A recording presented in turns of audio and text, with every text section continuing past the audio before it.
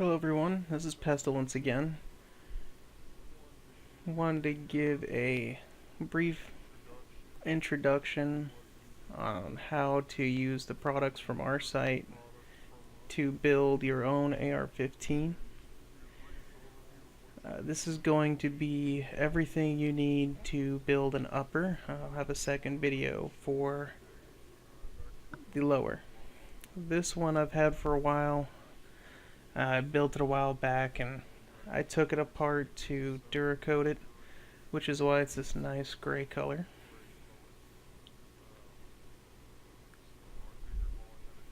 Figured while I had it disassembled, I'd show you what you need to buy using our site to build your own upper.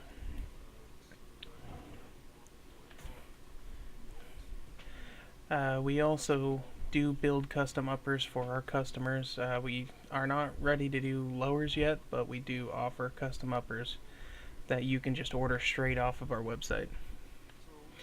The first thing I recommend looking into is going to be your upper receiver. This here is a completed upper receiver. It's got your let's see, your forward assist and your shell deflector and ejection port cover. Everything comes installed on these. We also offer them, sorry, I painted that shut a little bit. That's the completed upper. The stripped upper is going to be missing your ejection port cover and forward assist. We also have sport uppers that delete one or multiple of these features, like the shell deflector and ejection port, and most often the forward assist. So that's going to be the first thing you need to choose. After that, we're going to need to choose a barrel. This here is an 18-inch 223 Wild fluted. The 223 is a cross between a 5.56. I'm sorry, 223 Wild is a cross between a 5.56 and a 223. You can shoot both cartridges safely out of it. Some people say it's not safe to shoot 5.56 out of 223. I personally haven't had an issue with it, but it is possible. The 5.56 is a higher pressure cartridge, just by a little bit, and the chamber shape is a little bit different. So I like to use these 223 Wild barrels. I have a 223 Wild and I also have a 5.56 build, and you can shoot 223 out of a 5.56 but not the other way around. Some uppers come with charging handles, some don't. This is my charging handle. I have a tactical latch installed on it just to help me rip it back and clear my scope. It's a little dirty. I haven't even cleaned the rifle since I last shot it. I just degreased it to paint it.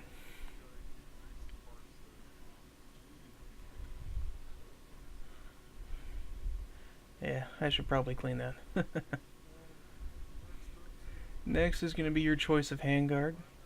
That's a 15-inch free-floated handguard. It's M-lock, and it also uses screws to mount Picatinny. I don't have any M-lock accessories yet, so I mainly just use these sectional rail panels that screw into those little holes in between the M-lock sections. This one we actually don't sell on our site. I picked this up at just a gun show. Got a pretty good deal on it.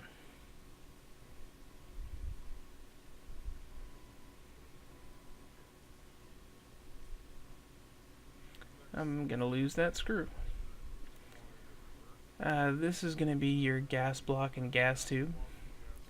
This is a mid-length gas system. I've got a low-profile steel gas block that uses set screws to mount. I have such a tight fit with my barrel, I've had to beat the snot out of it a few times to get it on there. So it's not the prettiest thing anymore, but the parts that you buy will not come like that, even if we do build it for you and it's tight. There are ways I could have avoided it that I just didn't. My own work, kinda, I like the beat up look.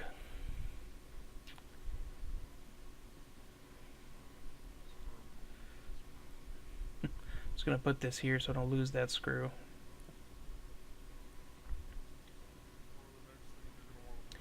Another thing you're gonna want to look at is some type of muzzle device. We've got everything from A2 flash hiders to muzzle brakes and compensators. Yeah, this muzzle brake's particularly loud, and it does significantly reduce recoil. 5.56 doesn't have a ton of recoil, but it just, with this thing I can keep my sights on target as fast as I can shoot, which is very helpful. This rifle's intended to be a competition rifle, so it's nice to have it as flat shooting as possible. Like I said, 223 or 5.56 doesn't recoil much, but this really helps to keep it nothing.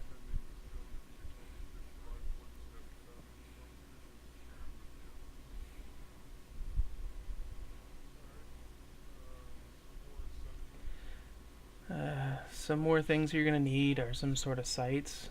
These are some of our flip-up sights, low profile, HK style, and they're not HK. They're just kind of like a clone of them. I like them because they lock up nice. Have the little push button release to put them down. I run a 1:4x Bushnell scope on my competition rifle, so I rarely ever use them. But they are zeroed in just in case. I feel it's very important to have a set of iron sights, even if you have some sort of scope or red dot. Some people think that if you have a red dot, you don't need iron sights because they're a replacement, but something can always go wrong with your electronic devices, or your zero can get knocked off of a scope, so it's always best to have some backups. Alright, so it occurred to me that I completely forgot a very important part of your build. The bolt carrier group. This is my bolt carrier group. It is a nickel boron bolt carrier group.